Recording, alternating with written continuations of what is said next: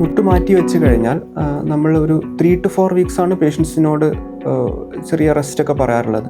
അതിനുശേഷം അവർക്ക് ഈ പറഞ്ഞ പോലെ ലൈറ്റ് ജോഗിങ്, അതുപോലെ തന്നെ സ്വിമ്മിങ്, കാർ ഡ്രൈവ് ചെയ്യാം, അതുപോലെ തന്നെ നടത്തം, ഇതൊക്കെ നമ്മൾ അവരോട് പറയാറുണ്ട്. പേഷ്യൻസിനോട് നമ്മൾ പറയാറുള്ള ഒരു കാര്യം വെച്ചാൽ ചില ആക്ടിവിറ്റീസ് അവരോട് റെസ്ട്രിക്റ്റ് ചെയ്യാൻ പറയും. അതായത് ഈ ചില എക്സസൈസിൽ വരുന്ന, ഇപ്പോൾ ഈ യോഗയിൽ വരുന്ന പത്മാസനം, അതുപോലെ ഇന്ത്യൻ ടോയ്ലറ്റ് യൂസ് ചെയ്യുന്നത് നമ്മൾ ചിലവരോട് റെസ്ട്രിക്റ്റ് ചെയ്യാൻ പറയാറുണ്ട്. അതുപോലെ ചിലപ്പോൾ ഈ റിലീജിയസ് ആസ്പെക്റ്റിനെ ഭാഗത്ത് മുസ്ലിം പേഷ്യൻസിനോടൊക്കെ നമ്മൾ ഈ നിസ്കരിക്കുന്ന ചില പൊസിഷൻസ്, ഇരുത്തത്തിൻ്റെ പൊസിഷനൊക്കെ അവോയ്ഡ് ചെയ്യാൻ പറയാറുണ്ട്. അത് എന്തുകൊണ്ടെന്ന് വെച്ചാൽ over the period of time നമ്മൾ ഇംപ്ലാന്റിൻ്റെ ഈ ഇട്ടിരിക്കുന്ന ഇംപ്ലാന്റിൻ്റെ ലൈഫ് എന്ന് പറയുന്നത് 15 to 20 years ആണ്. Over the period of time അവരിപ്പോൾ ഈ എക്സസൈസൊക്കെ ചെയ്യുകയാണെങ്കിൽ, ഈ ഇരുത്തം, പത്മാസനം, യോഗയിലുള്ള എക്സസൈസ്, അതുപോലെ തന്നെ ഈ ഇന്ത്യൻ ക്ലോസറ്റ് യൂസ് ചെയ്യുമ്പോഴൊക്കെ ഈ ഇംപ്ലാന്റിൻ്റെ ലൈഫ് ചിലപ്പോൾ കുറയാനുള്ള സാധ്യത ഉണ്ട്.